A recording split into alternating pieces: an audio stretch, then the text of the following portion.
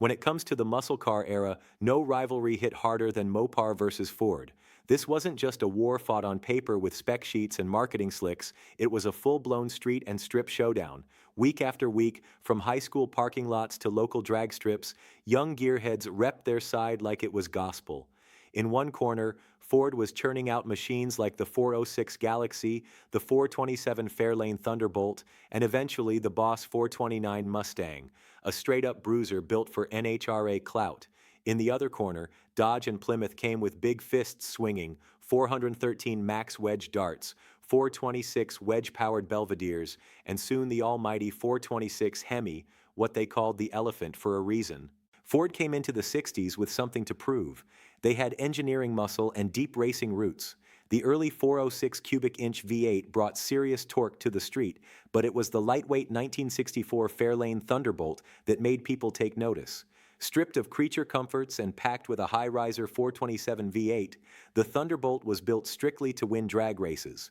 No frills, all fury. That car was Ford's middle finger to anyone doubting their performance credibility.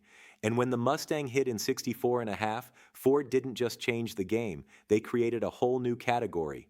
But it wasn't until the late decade that the Boss 429, originally built to qualify Ford's NASCAR motor, became their halo muscle car. It was aggressive, rare, and intimidating under the hood. But Mopar wasn't about to sit back and watch. Chrysler had a different mentality, less polish, more power. They didn't care about being flashy, they wanted to be fast. Early in the decade, the Ramcharger team and Max Wedge program showed just how serious Mopar was about dominating drag strips.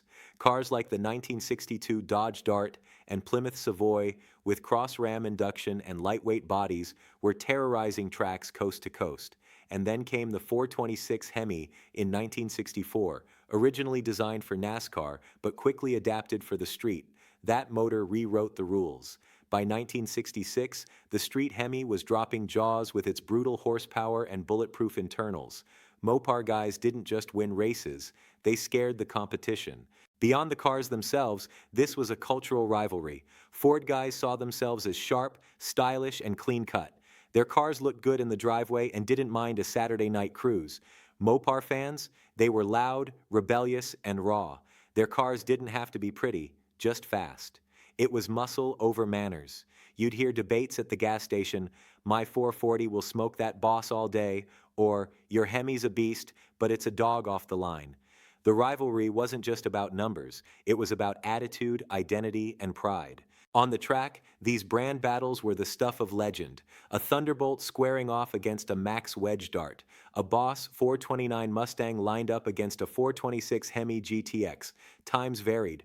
Drivers mattered. But one thing's for sure, both brands built monsters. The Thunderbolt could run low 11s. The HEMI Belvedere, same ballpark.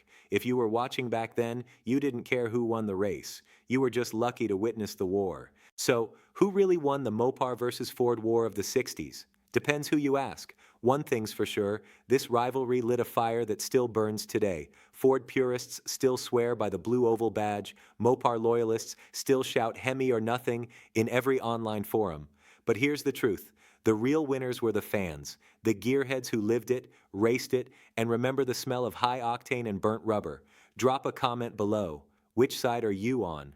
And if you want more raw history, deep dives, and real talk about muscle cars that mattered, smash that subscribe button and ride with us. This is CarSwagger, where the legends live.